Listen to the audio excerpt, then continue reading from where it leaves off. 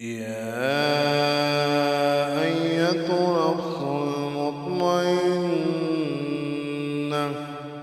ارجعي إلى ربك راضية مرضية فادخلي